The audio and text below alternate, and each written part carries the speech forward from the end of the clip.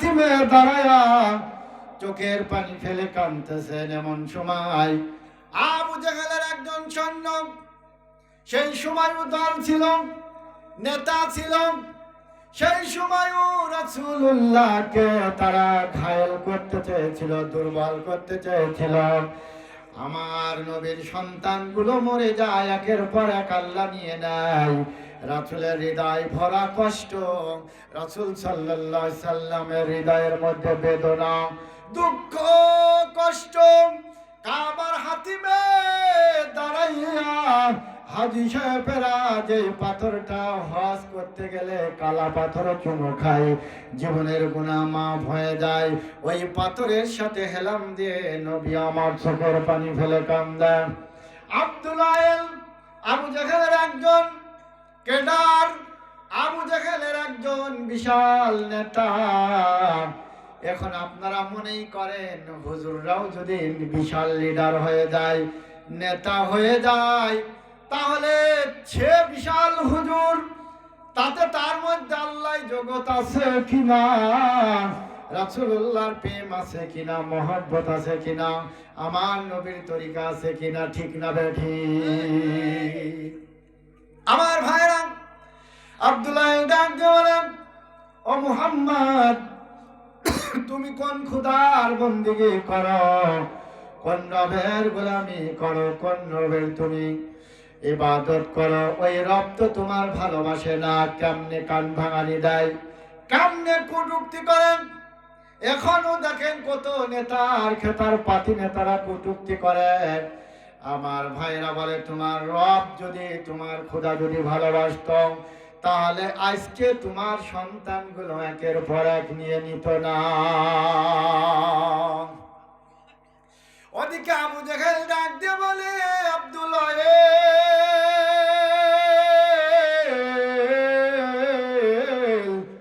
তুই কি মুহাম্মাদের কাছে বায়াত হয়ে গেলে, তুই কি মুহাম্মাদের কাছে মুরিদ হয়ে গেলে? তাহলে বোঝা যায় পীর আর মুরিদের এই সিলসিলা আমার নবীর জামানায়ও ছিল। ধরে বলেন মারহাবা। পীর আর মুরিদি, অনেকেই গালি দাও, তুমি আমার রাসূলকে গালি দিয়েছো। কথা বলেন। পীর আর মুরিদি আমার রাসূলের কাছেও ছিল। যেই কাজ আমার রাসূল করে, যেই কাজ সাহাবায়ে কেরাম করে, ওই কাজ আমরা করতে গিয়ে মারা গেলেও তুমি বিনা হিসাবে জান্নাতি। আবু জাহেলের সৈন্য কেডার বাহিনী ডাক দিয়ে বলে, ও আমার নেতা, শোনো শোনো, আমি মুহাম্মাদের কাছে মুরিদ হই নাই, আমি মুহাম্মাদের কাছে বায়াত হই নাই। কেন দুঃখ লাগে রে? কপালটা ওর ভালো হইতো যদি মুহাম্মাদের কাছে মুরিদ হয়ে যাইতো, মুহাম্মাদের কালেমা পড়ে যদি মুসলমান হয়ে যাইতো, যদি বায়াত নিয়ে নিত, ওর কপালটা বড় ভালো হয়ে যাইতো। ও ডাক দিয়ে বলে, আমার নেতা,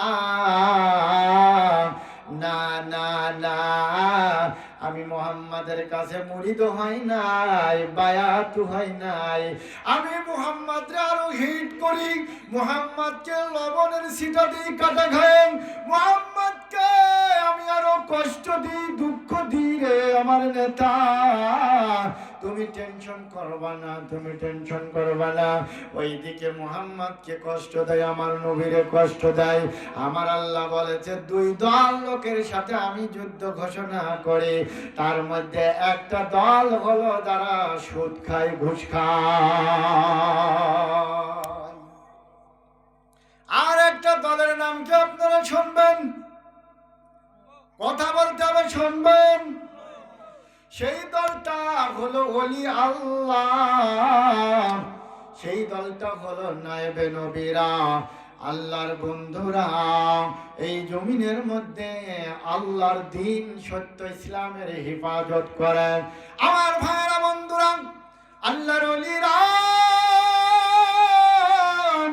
তাদের কাছে ইসলামটা হেফাজত।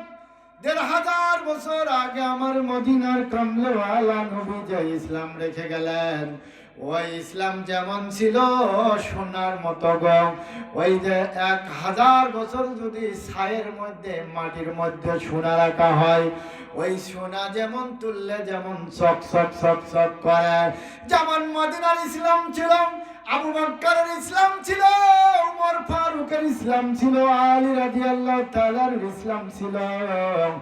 আমার ভাইরা, বেলাল হাবশে গোলাম, আফ্রিকার মানুষ, বড় কষ্ট নিয়ে কালেমা পড়ে যেই বায়াতের মুরিদ হওয়ার কারণে আমার নবীর কাছে জীবন দেয়া লাগলো, বেলালের গায়ের চামড়া গুলো ছুঁড়ে ফেলা দেওয়া হলো।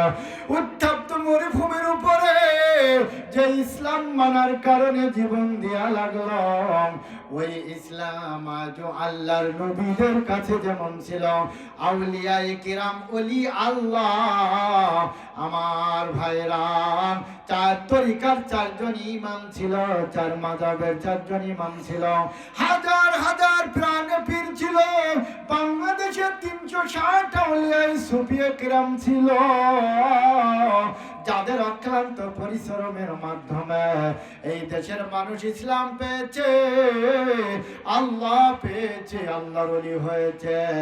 আমার ভাইরা, দয়াল দরদি চান নরিনা হুজুর কেবলা যান, তার খেদমতের বিনিময়, তার চোখের পানির বিনিময় আল্লাহ হাজার হাজার মানুষদেরকে আল্লাহ চিনাইল, আমাদের মাঝে এখনো কল্যাণপুরীকে রেখে গেল। তাদের কাছে ইসলামটা ঠিক তেমন চকচকে। এই আল্লাহর ওলিদের সাথে যারা বিয়াদবি করে, এই আল্লাহর ওলিদের সাথে যারা দুশমনি করে, এই আল্লাহর ওলিদেরকে যারা গালি দেয়, যারা কষ্ট দেয়, আল্লাহর নবীদেরও যারা কষ্ট দিয়েছে, যারা গালি দিয়েছে, ভাইজান বাপজান, আমার আল্লাহ তাদের সাথে যুদ্ধ ঘোষণা করে। জোরে বলুন মারহাবা। ভালো লাগে না খারাপ লাগে? যারা আসতে পারলেন, ভালো লাগে না খারাপ লাগে?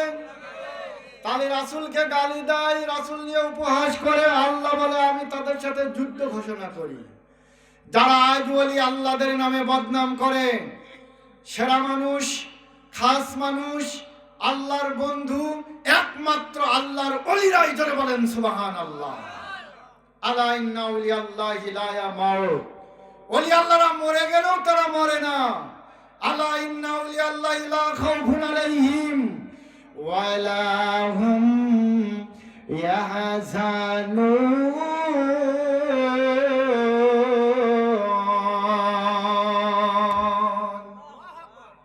কেন কথাগুলো বলছি? এদেশে জান্নাত নিয়ে, ইসলাম নিয়ে বহু বাড়ি বাড়ি ঠেলাঠেলি হচ্ছে। তাহলে জাতিকে সত্য ইসলামটা কোথায়, সত্য দিনটা কোথায়? ইন্নাদ দীনা ইনদাল্লাহিল ইসলাম।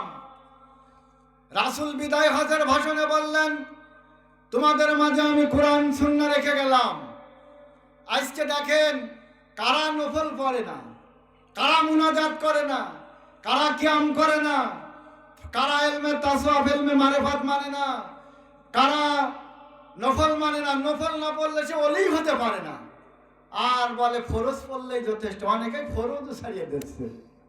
আমার ভাইরা, সত্য ইসলাম যদি কষ্ট লাগবে, বলা লাগবে, কারণ আজকের এই ইসলামের ভরা কান্তে ডুবু ডুবু সমাজের মধ্যে ইসলামের বিশাল লাভ হচ্ছে। আপনারা যারা কোরআনের জ্ঞান আছেন, যারা বলে যে ইসলামের শরীয়তের দলিল, কোরআন আর হাদিস নিয়ে ব্যাঙের মতো ফালাও, আমি তাদেরকে বলবো, বাপজান, ইসলামের শরীয়তের দলিল হলো 4টা। কয়টা? একটা হলো কোরআন, তোমরাও মানো আমরাও মানি। একটা হলো হাদিস, আমার নবীর মুখশ্রিত বাণী, সাহাবায়ে কেরামের